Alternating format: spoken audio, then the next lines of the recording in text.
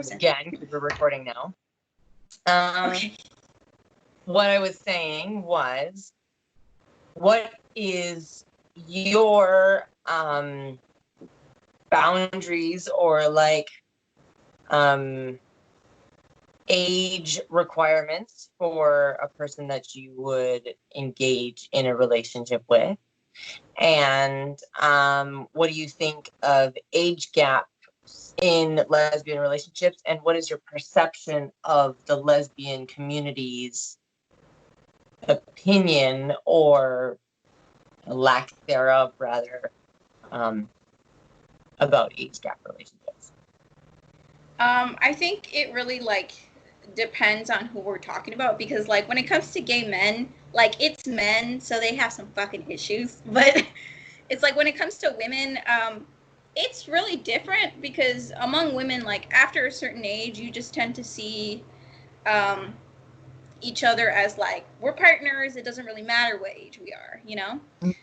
But when it comes to being like in your 20s, age gaps are kind of not unsettling, but like they're more influential. I was going to say predatory, but yes, influential is a good word as well. Yeah, well, they're a lot, they have a bigger effect on sort of what goes on and whether you're compatible at all. At least for me, like maybe 4 or 5 years. Like if I have a lot in common with the person and you can't really feel the age gap, or you know, you don't if the age gap doesn't like interrupt anything, I guess, as partners, then it's not really that big of a deal to me. But like when you're young, obviously an age gap is not what you're looking for. Mm-hmm. Yeah.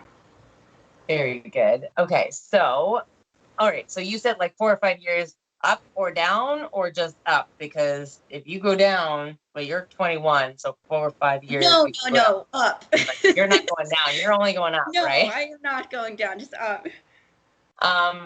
Also, so I guess that's the thing. That's another kind of theme that I've noticed, especially on TikTok, is that a lot of younger lesbians, like over 18 but under 25, really want to date older lesbians.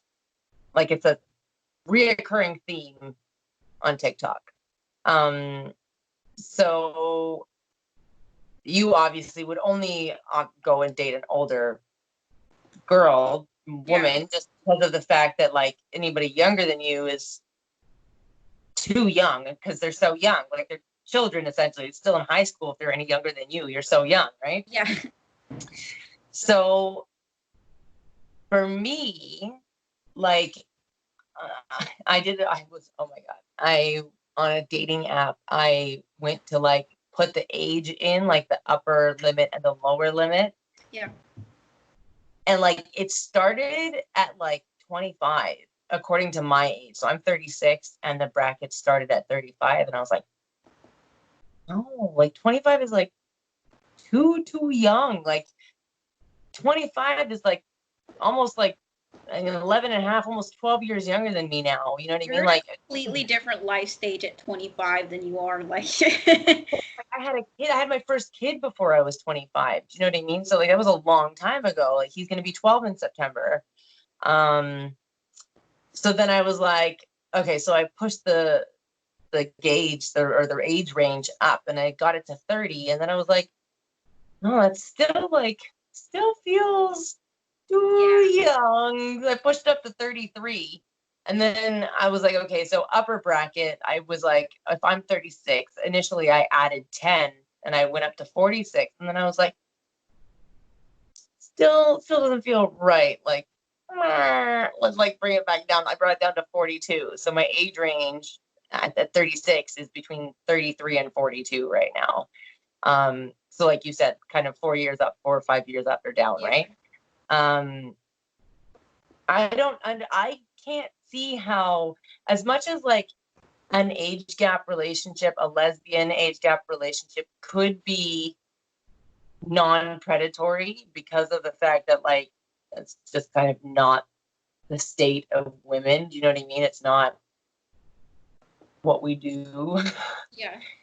I still can't like rationalize why would I want to be with a girl? Why would I want to put a girl so young, like a 20-year-old possibly, or even a 25-year-old? Why would I want to bring her into my stage of life and make her accelerate to the point like she needs to experience her own life? Like, why would that's so unfair of me? And I don't understand how men do it just so easily. Like I think men do 40-year-old it dudes like easily. love dating 20-year-olds. It's because men do it easily because, like, they know they can take advantage of that. You know, like, it's women don't usually think of that stage in terms of like predatory. They think of it in terms of like um, we're a completely different. Like, I don't want to do anything to this person, or I don't want to put this person through this, or like you said, I don't want to bring this person into my life stage when they have to go through it still. Um, Mm. but you know, men see it as like a moment of, or a time of like weakness and like discovery and like curiosity and like all these soft things that this person has that they just haven't learned yet. And so obviously mindset, because it comes from different natured people and men use it wrong, evilly. Yeah, no, for sure, definitely. That whole idea of like innocence and naivete that men will take advantage of in order to satiate themselves. Do you know what I mean? It's a matter of like, she can give me what I want no matter what age she is. And it doesn't matter what he's reciprocating with or if what he has is appropriate for her, as long as he's getting, well, his physical needs met. Like essentially, that's all Yeah. it's ever really about. I think when it comes to men, like I'm gonna tie this into my own experience right now with what I just went through. We discussed this just a few minutes ago, but like my ex-husband, I had to like actually full on like come out to him yesterday because he was telling me that he wants to be with me again. Um, and he's been spending a lot of time trying to stay here and hang out with me and have like conversations and discussions after he drops off the girls after their visitation and they go to bed, and he wants to hang out with me and be friends and co-parent apparently. But now that I spent all this time yesterday, like literally like 6 hours back and forth and discussing and divulging and coming out to him. Well, today he has no need for me. He does not. He didn't hang out. He didn't say hi. He didn't say bye. He wasn't kind. He wasn't polite. He had no time for me. So I am not, because I am not a fuckable thing to him anymore, I don't warrant any kind of human interaction, no friendship, no co-parenting anymore. It's not, I'm not worthy anymore because I'm not a thing that he can acquire and have sex with. It definitely, it seems like it hinges upon like our availability to men.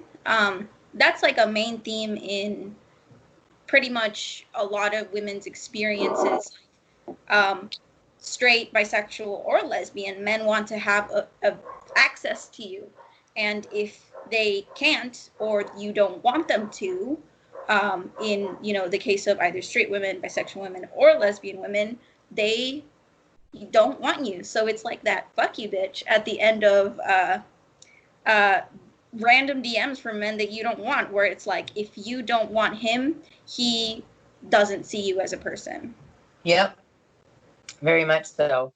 And that doesn't just happen when you're rejecting a man with regards to dating him. It happens with regards to any type of rejection of patriarchal behavior Yeah. and male toxicity and male violence.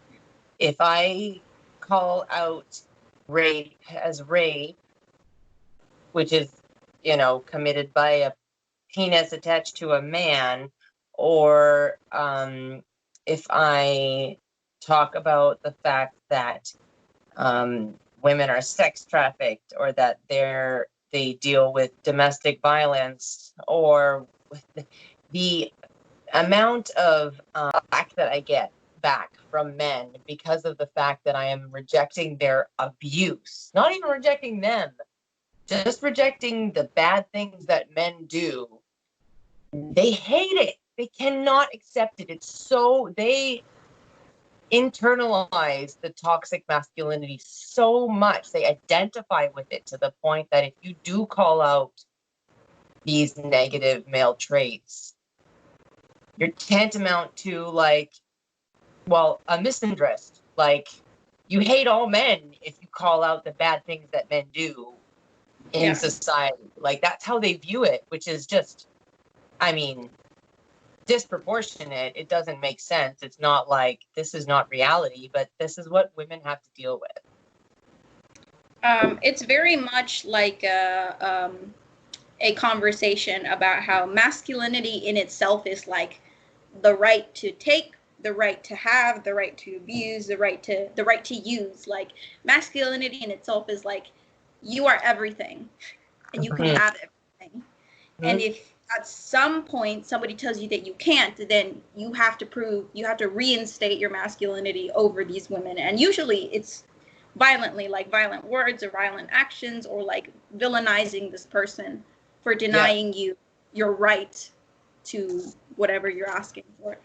Yeah, to the point that they get to redefine our reality so that they can get what they want, which ties back into the trans cult, because somehow they can tell us what we've experienced, how it's experienced negatively by us, and also they have experienced it too without having experienced it. Yeah, no, it's definitely like they're trying to sort of reinvent our experiences to be shaped around like what they don't take from us, like we can only have as much oppression as they believe that we have, rather than us telling them what has happened to us. And that reeks of male privilege. It removes our autonomy as a fucking sex class entirely. It's that I keep hearing that, I keep seeing that word in my head, femoid, and that's how incels classify women who will not, but that's how the trans cult sees women. We are a subclass of humans that can provide a uterus to a trans woman. That's essentially what we are. It's like we're only a model to what they want to be, but at the same time, they also want to devalue us. Like, they just want to take what they can from us, and the rest of us is trash. And it's like, how misogynistic is this? Yeah. And it's so take what they want from us, like you said. So my ex-husband now, he is exactly that way. Take what he wants from me, and now discard me. So I provided him the uterus, I provided him the children. Now that I can't give him the vagina anymore, discard me, because I have had my run. I've provided the services that my body can do as a female, as a femoid. Yeah. And now I'm done. Yeah, no, it's I think it's really like a universal experience of if men, you either have to be willing for men, or you are tossed aside, really. I'm sure lesbian women, even before even knowing they were lesbians, I'm sure men hit on them, or they had unwanted attention from men. And it's that same thing where if they're unavailable, then you're just nothing. And it's like you have the decision to either be fuckable or just be invisible, and that's that's not a decision at all. That's not a right. You don't get to be a person either way. No, it's not a decision. You can't choose to be nothing. Nobody would ever choose to be nothing over the thing that you can be fucked. Like, why? Why would, it's not a choice? Like you said, that's like a, that's an ultimatum. That's not a choice. exactly, ultimatum. It's coerced, you know? Yeah. It's coerced by the Coercive pressures from either side. Mm. Hi, everyone. Yeah, hi. We're back. We're back. After a long absence of hibernation and COVID stuff and pandemics and capitalism. And let's just say it's been shit. The world's on fire. The U.S. is suffering. Florida man has again struck, and COVID is going up over there because Florida's fucking crazy. And yeah, anyway, we're just here to talk about some things that we've seen in media and in movies, and the trope of woman-child versus man-child and how the difference is. Okay, so I've seen the trope of woman-child a couple times in its different versions. One of them is, what is it? Legally Blonde. That's one version where, like, that's the only one where I think she's set up to be somewhat likable, but the rest of the times when I've seen woman child, it's like instantly, they set her up to be instantly unlikable, versus a man child, we're like supposed to adore his dumbness. Mm-hmm. Mm-hmm. Yeah. Yeah. The woman child trope is automatically set up to be mentally ill and traumatized and, like you said, difficult to deal with, and has like this huge problem to overcome to be able to get to be a whole woman, a whole human, versus the man child who gets to be likable, gets to be funny, gets to go through some silly, ridiculous experience, and then is validated at the end by marrying a woman. She has his child, and he gets to have his, American dream family. And the juxtaposition is just startling, because women are affected, like, by being burdened with the responsibility of healing their trauma, but at the same time, they're burdened by healing their trauma. They're looked at incomplete, like terrible, like bad, sad, troubled women for trying to get through this process, but at the same time, like, they're expected to do this process, and if they don't do this process, then they're not responsible, they're not whole, real good women. But men just get to play this silly game and depend on a woman at the end to validate his entire existence, and they get to have a happy ending. Women don't get that. I don't know. Overall, women are, the woman child is overall irrational, usually portrayed as irrational. Like, her fears are portrayed as irrational, her reasons, her her philosophy, her life, her decisions, they're all always irrational and never a reaction to maybe a bad environment, which is what happens to normal people, She doesn't get to be portrayed as a person who's not okay because something around her is not okay. She doesn't get to have normal reasons for being okay. It's always like, it's her fault that she's not okay. She's just irrational and there's no solution to it except a boyfriend or a man. Yeah. Also, to add on to that whole idea of being okay, the boy child, the man child, although he seems to have gone through a kind of funny, happy-go-lucky story, and he's a lovable person, and he finds a woman at the end to finish his story and give him that fairy tale life, he doesn't seem to have to go through any of the trials and tribulation of the woman. He's just awarded these things. And also, not just that he doesn't have to go through the trials and tribulations, but that it's like that man-child cannot or does not or will not experience emotional tribulations throughout life. It's like they're framed that men don't do this. This is not an experience for human males. Do you know what I mean? Yeah. And if that's not represented in film and in TV and in media, toxic masculinity continues. Do you know what I mean? Like, if only the woman is represented as fucking putting in the work to heal her traumas, then it's consistently represented that males don't have trauma to heal, right?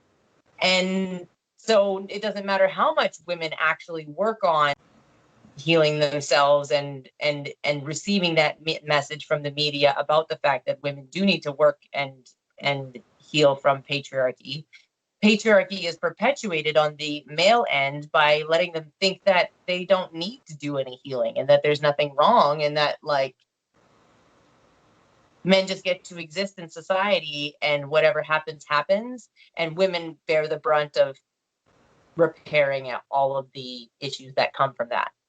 Usually, when the men are portrayed as like, usually like the most beloved heroes in media are have some kind of trauma or have some kind of thing going on that makes them complicated people, and only men get those roles, you know, like only men get to have trauma, and if they do, they have the license to be the shittiest, like most horrible people and like treat the women horribly and still people love them, versus like a woman can't even fuck up once and like she's a bitch already. And that plays into real life, like Yeah.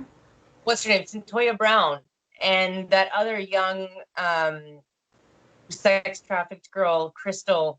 I can't remember her last name right now. Is it Martin? But Crystal Martin? Martin, the last name? Not Martin, right? Is it Martin? Oh, I can't look it up. The phone is recording. Oh my God, I just tried to Google on my phone. I can look it up. I can look it up. But she was just released on bail the other day, finally. But yeah, these two girls, like the one, Centoya, she murdered her. Well, she didn't murder. She killed her pimp in self-defense. Like, she was sex trafficked by this man for so many years, from childhood until whatever age she was, 16 or 17. And that's how she escaped him, was by murdering him. But she was kept in jail and punished for self-preservation, for protecting herself, for getting out, for getting away from her abuser. Is it Crystal Kaiser? Yes, Crystal Kaiser, that's it. There we go. So she's finally been let out on bail, Crystal Kaiser now. But same thing, like, these girls have been abused, traumatized, like to an extent that you and I really couldn't imagine. Even the shit that we have both been through. Yeah. Those girls have been through more. But society and our justice system decided that they were guilty of doing something malicious and negative when they were just trying to actually survive. It really shows us like the priorities that are going on right here, because it's like, it's male lives over like men get to torture women for as long as they want, and women's only like right is to be to let it happen.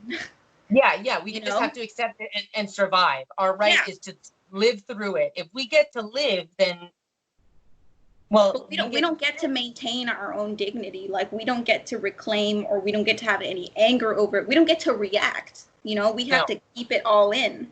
Yeah. And that's another thing.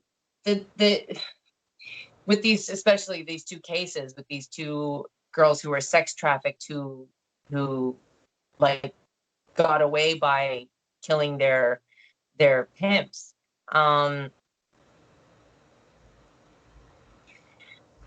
when you consider the fact that like they had no other option, no other recourse, no other, like, not even a fully developed prefrontal cortex to be able to come up with a solution that could make sense, Yeah. let alone, you know what I mean? Like, they're so disadvantaged and still portrayed as having done something bad or illegal or negative because of the fact that the laws that are in place say that murder is bad. But like, what about all the things that those girls went through and had to endure and will have to live with for eternity? They're never gonna not remember what they went through. Yeah. Like, but it's okay for girls and women to endure this. And it's not even just that women and girls endure this, it's generational. It goes on, it's passed down from mother to daughter every time. Like, we can't escape it and we can't heal it until it's acknowledged, but we are purposefully denied and ignored in order to facilitate men's depravity. Yeah, I mean, it definitely, and like, they're condemning them for people, for men, is like super easy because like they're the most disadvantaged women. They're like young girls and they're black. It's just like, who is going to stand for them in a racist society, in a misogynistic society? They're at the very bottom. And it's absolutely horrible because the justice system, it's easy for the justice system to say murder is bad, but like, what about the murder of their soul? What about like all the trauma that's going on? They're like, every time they were raped by a man, something inside of them dies. What are we going to do for that? What are we going to do for them? How are we going to help them? Yeah. Where's the rehabilitation? Where's the reimbursement? Where's the like healing for them? Like, that's they get nothing. They get nothing. Where's the accountability on men? Like, yeah, no accountability. There is no accountability on men because women should have been smarter. We should have been safer. We should have worn more clothes, and we should have been with a friend, and we should have carried a knife, and we should have carried pepper spray, and we should have taken self-defense classes, and we should have screamed louder, and we should have ran faster. but nobody ever says men shouldn't have done that. Nope. Never. It's really, and that is one of the rules of misogyny, and it's like that women are always responsible for men's actions. Yeah, forever. Forever and in any way. Black Lives Matter. I was gonna get on that. We were talking about how these two black girls are like never really recompensed or healed or fought for. The BLM movement is very misogynist in that every time I post about Black women throughout this protest time, I have been met with not just backlash, but like, I have been accused of usurping the Black Lives Matter for white feminism. Like, that's how little they want to use their platform to actually deal with the violence committed against Black women. Like, as soon as you speak about Black women, you're shut up, you're shut down. They try to accuse you of being anything that is negative, to try to frame you as like a racist tailcoating or tailgating on the movement to try to make it seem like you're using it to your advantage. It's definitely a way to try to find to discredit you. Yeah, that's what it seems like. Yeah. Yeah, no, they wanted, but it's not just to discredit you, it's to stop you from platforming the women of color, the Black women that have suffered at the hands of systemic racism. And it's Yeah. fucked up because they are the most disproportionately affected. Like, even if you go back to slavery and wet nursing, the women who were slaves at the time would have to starve their own children and nurse white men's babies. And that has created a generational rift between mothers and children, Black mothers and Black children, for hundreds of years now. Like, it to this day, Black mothers don't breastfeed their children. They will instinctively go to formula, and it is almost like, um, well, it is looked down upon. It is like, it is not applauded or supported in the Black community to breastfeed your child because of the effects of wet nursing from slavery times. Like, but apparently we still can't platform Black women, because if we're platforming Black women, then we're platforming women. If we're platforming women, then we're doing it wrong.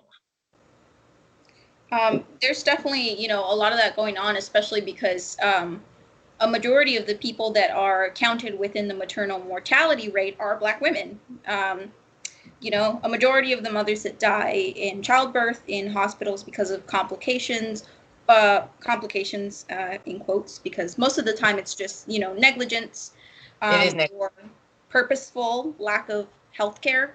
Um, mm-hmm.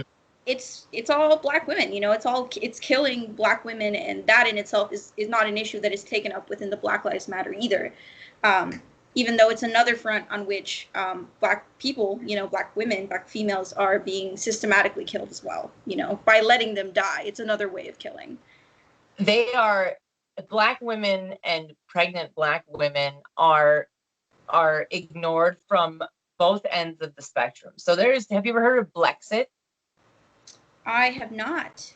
Do you know Candace? What's her name? Candace Owens? Candace. She's a Black woman who, she is involved in, like, well, I don't know. She like debates people, but I don't really know where she started. Like, she just kind of like, she's not a politician, but she started this Blexit movement. Mm-hmm. And Blexit, the movement is to, um, well, re-enfranchise essentially Black Yeah. people, give them access to better schooling and food and medical care and like all the things to, like, bring them back, not bring them back, but like give them the same level of access to the things in society that a white person would have access to. Um, and she said 501 corporation, something or other. I don't know what, something like is actually legit. And the Yeah. money is put into the foundation, and it keeps putting the money back in to support the programs that she has enabled. Versus Black Lives Matter, the money does not do that. And Black Lives Matter is very focused on police brutality, but apparently, like, police brutality is not the most prevalent issue affecting Black lives, and how, like, systemic racism affects them with regards to access to jobs, schooling, medical care, all those things, right? So both ends of these spectrums are saying Black women are not important enough in two ways. So the Blexit movement says that these Black women who are getting pregnant, well, okay, so these neighborhoods that are majority Black are being provided with Planned Parenthood locations. So they said in this interview with Ariel Scarcella that in New York, there were more Black women who had abortions than Black women who gave birth, which is like, I don't even I don't even think that's a problem. Like, let them have the abortions so that they don't have births that they can't handle that will make their lives worse. And it'll I don't know keep them what in the problem is with poverty and that. possibly as Yeah, single mothers. Yeah. exactly. Editing, Ella. Sorry, forgot to mention. Candace Owens is a conservative. Blexit is a conservative movement, and their take on Planned Parenthood and Black women getting abortions is that that is a negative, and not a positive. I am in opposition to that stance. The way they look at it, it again puts the Black potential life ahead of the actual woman in existence. Just wanted to clarify. And then when you look at the other end of Black Lives Matter movement with regards to women and pregnancy, they don't even look at that. Like, it's not even addressed. Like, if I do bring up the fact that Black women are 30 times more likely to die during childbirth than any white woman is in the US, it's ignored, it's disregarded. I'm villainized as a Karen propelling feminism as opposed to fighting for Black women within the Black Lives Matter movement. So it doesn't matter if you're on this like conservative end of Blexit where they have this whole program that's actually benefiting Black society, or Black Lives Matter that's trying to dismantle, the police institution and systemic racism. Neither one of them actually cares about the well-being of the Black woman. It's just a matter of debunking and disproving the system that they're fighting against. Do you know what I mean? Yeah. It definitely does negate like the individual experience of women, and also the commonalities of of just being Black man or woman. Definitely women are left behind in whatever class we're in.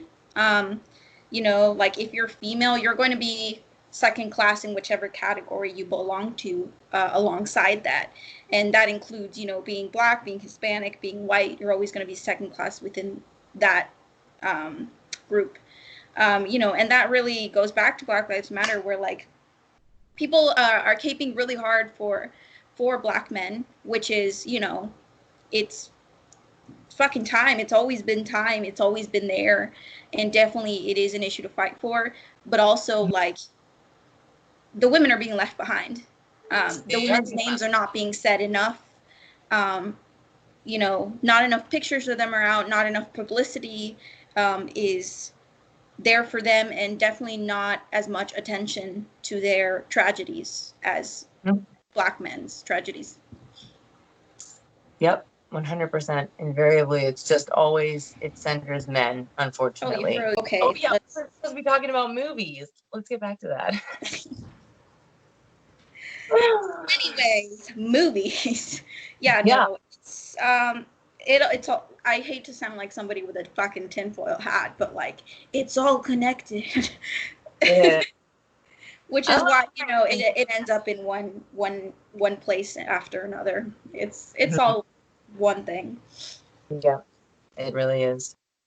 Also, to come back to the woman-child trope, usually women children are not only like a tokenized trope, they're also always put, there's always like overtones of being open or vulnerable to being taken advantage of, usually by the central main characters. Women children are most often, like we said, set up to be unlikable. And what changes people's perception of them is not a deeper dive into their minds or like a metamorphosis of theirs or like a deeper understanding. It's usually like the main male character that comes along and like changes her or like makes her want to change rather than her changing for herself. It's weird. Like, that's what I was saying earlier, is the burden of being responsible to heal the trauma, but at the same time, it doesn't really matter if you heal your trauma, because a man is your ultimate savior. You know what I mean? Like, Yeah. You can do whatever you want to do to live your life as a woman, or try to complete yourself as a woman and try to heal yourself as a woman. But unless you find that man, it doesn't, Is worth anything. it's not worth, it's not valued. Yeah. Yeah. Which is strange. In the case of a woman child, their mistakes add to their unlikability, versus in a man child, like, it's their mistakes that endear them to us. So it's like totally not fair. Like, I don't like to take into account men's opinions on female characters, because they're always going to be skewed and they're set up to be unlikable. So it's like a losing game. Yeah, it's a losing game, and it's a losing game. It's a losing game that is set up by society. Like, movies are just reflecting what is already viewed as occurring readily, like, between women and men. Like, they view women as empty mistakes that they can be controlled and reformulated to satisfy the man. It's never actually about healing from what the man did. It's never actually about acknowledging that the man and the patriarchy and the toxic experiences that the woman has gone through are not because of her. Like you said, she is framed as the bad. She is the bad. She didn't experience the bad. She is the bad. Yeah. Whereas the dude, he is the good. He didn't experience the good. You know what I mean? It's not because his white privilege. It's not because of his male privilege. It's because he's good, because he's a man. Yeah. Right. But the woman is bad because of the bad experience she's had. So it's just always an unfair playing field, always unlevel and framed to portray the woman as less than the man, as a femoid, subhuman. Also, there's like this always fucking happens. It's like they have to box women into stereotypes. Like, I know that there are some movies, like horror movies, where maybe they're making fun of themselves. Maybe it's like a self-aware parody of horror stereotypes. But like, even when it's not that type of movie, like, even the women are stereotypes. Like, the women always have to be stereotyped, because they just can't imagine like a woman that has any kind of like humanity, like actual humanity or relatability. Like, they're never relatable, ever. I think that has a lot to do with the fact that a lot of movies are written by men, and if men can only be one-dimensional themselves, how could they ever imagine anything other than that? Right? This is, yeah, I mean, this is something that I've learned. I'm not that old, but this is just something that I've learned across years, is that in media, this is usually how it goes. Men write themselves as better than they are, and write women as less than they are, and then women write men as better than they are and themselves as less than they are. Mm-hmm. So it's like, either way, women lose, like, women lose to themselves, because sometimes, they're like, they themselves is sort of indoctrinated into that view that, like, their ultimate solution is a man, and so that is reflected in their books. Like, young adult books have that super big problem where, like, a woman can be as special as she wants, but oh no, is it happening again? Yeah, I don't know. I can hear you now. Okay, well, a woman can be as special as she wants, but like, as soon as she is paired off with a man, like, she's not an individual anymore. It's not her individual story anymore. Yeah, the woman's autonomy is always removed. But it's like, I don't know. It's such a strange dynamic to try to, like, hit the responsibility of, like, fixing herself and society onto the woman, but then at the same time, once the woman is like fulfilled by the man, she is obliterated. She doesn't exist anymore. How could something that doesn't exist, or something that is like could be assimilated, bear such a burden at the same time as being so irrelevant, like so valueless? And That that works. really, yeah. And at the same time, it's because like this character is not actually a real woman, you know, like real women don't suck. Did I cut off? Am I frozen? Yeah. How did you know? Okay, yeah, I paused just in case. But you know, like it's because these female characters are not really like women. They're not people. They're ideas. They are concepts. They are um, to be admired or to be looked at or to complement the male character, but then they're not actually people or characters in their own right.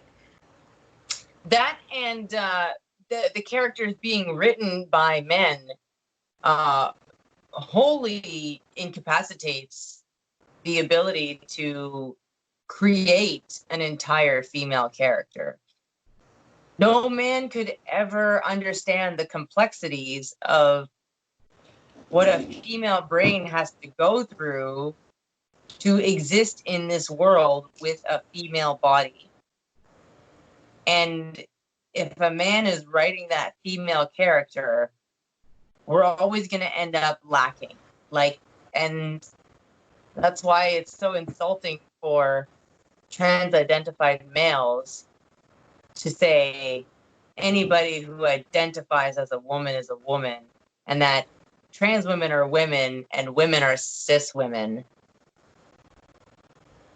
But you can't even write a whole female character for a movie, but you're going to tell me that you're going to assume my existence and understand the trials and tribulations that I've endured as the reproductive class of society. Like, You could never understand ever. Like, it's just unless you can escape your male fucking privilege, which is pretty impossible already.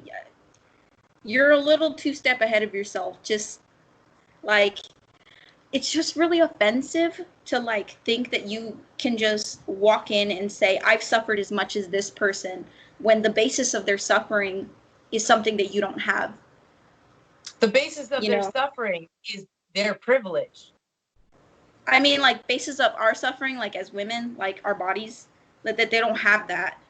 No, but that's what I'm saying. Like the basis of the fact that they say that they experience the same suffering as women is based on their privilege as men to go through the transition of becoming a woman and living as a woman, because they think that having chosen to live like us and going through the whole process to end up appearing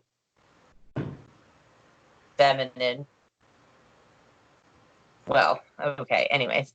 I know what you mean. That going through that choice of willingly taking on female oppression makes them as woman as us, but that is indicative of their male privilege. Like you can't transition to female without having male privilege. You can't switch that on or off, you know? Yeah. You can't switch that on or off. That's what being a woman is. Like, you can't get out of this body. You're female. You are female. And it's just, I don't know. There's just, that is our oppression, our inability to be understood outside of people's perceptions of our bodies, you know? And it's just like, they're so male that it's such a male behavior to think that you could be something just because you say you are. That's what men do. Like that's what men feel like they have the power to do, and they do. That's why like trans women are get such attention. Yeah, well, I think that has to do with the males species being so affected by narcissism. And it's weird because I think that for whatever reason, like trauma, sexual trauma, physical trauma, emotional trauma affects males in that capacity. It causes men to be narcissists, whereas trauma, sexual abuse, physical abuse on females, they say that borderline personality disorder is a thing that is more attributed to women, but they try to say that it's just a mental illness, but it's not. Like, if a woman has borderline personality disorder, likelihood is she's been through trauma, and it's not actually BPD, it's complex post-traumatic stress disorder. So women end up with a trauma disorder, whereas men end up with a narcissism disorder. Do you know what I mean? Like, it's weird that the brain, like the female brain and the male brain, end up dealing with the trauma in such polar but then it's just very indicative of the fact that women and men are not the fucking same, and no man could ever be a woman. Like, the whole like concept and like precept and like the basis of being trans is based on narcissism. The fact that you think you could be someone else, you could take on the experiences and understand what is going on in someone else's brain, someone else's body. That is a level of like entitlement that I could not fathom. Can only you know come what I from mean? men, really. Yeah. Yeah. So, anyway, sorry, really went on a rant. What's up? I said no, sorry, just went on a rant. Oh no, it's fine. Yeah, I mean, it's just so fucking insulting. Like, I don't think a lot of people stop to think about it, or even a lot of women stop to think about how, like, this body is what people judge you on, and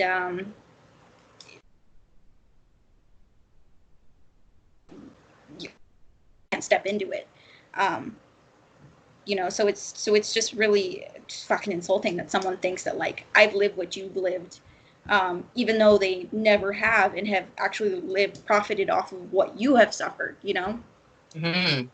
So that's, I don't know. It's just, it feels like a wolf pretending to be a Yeah, it's traumatizing and dehumanizing, and an experience that is difficult to put into words when you're being just like you're not even being gaslit about an abusive situation. You're just being gaslit about the actual physical reality of living in a female body. Like, to be gaslit to that extent is so gaslit about the physical reality of being female. Yeah. Yeah. Let's see. What was I gonna say? The woman child becomes with a sort of side plot, or like adornment, of fictionalized mental illness. Not actual mental illness. Yeah, but the woman child usually comes with, like, fictionalized and glamorized and sexualized mental disorder, which is it's disgusting to really I'm sorry to put it so crudely, it's disgusting to fap to a woman suffering from depression, or suffering from CPTSD, or from PTSD, from experiences that come from that same objectification, so it's like a circle of objectification. Like, you're sick because someone traumatized you because of objectification, and then they objectify that. Yeah It's like the 9 levels of hell. It's disgusting. Yeah, it's really it's hard to make your brain understand when it's not a thing that you could ever contemplate on your own if you weren't forced to try to understand a concept like this. Do you know what I mean? Like, you would never do this yourself. And then to be like, okay, I have to try to understand this kind of like level of depravity. It's stressful. Yeah, for sure. It's yeah. surreal. Reality cannot be surreal. Remember that? Yeah. I've actually, I don't think I've ever seen, like, maybe once, like, some truthful depiction of one aspect of depression, but, like, I've never actually seen anything human in the way they portray depression in women. I've seen it in the way they depict it in men, because, of course, men get to have the human experience, but women get to have the experience that men want us to have, which is the essence of really the way that women are portrayed in all aspects in media. Yeah. It's only through the lens of men's expectation. Women only get to feel what men say they get to feel. Women only get to say what men say they get to say. Women only get to experience and have repercussions that men can rationalize and understand as normal, because they cannot put themselves in our place. It's not a possible thing because of the fact that we are two different sex classes. We're two different species for all intents and purposes. Like, men can definitely, I think it's really telling that men can't create female characters. Like, it really tells on them that they don't really see us as people with anything in common. Like, they don't see us as people in the same way they see themselves as people. So their utter inability to write female characters well really exposes that.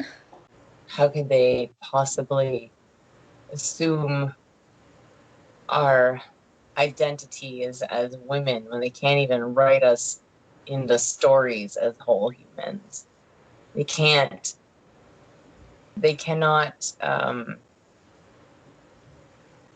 empathize.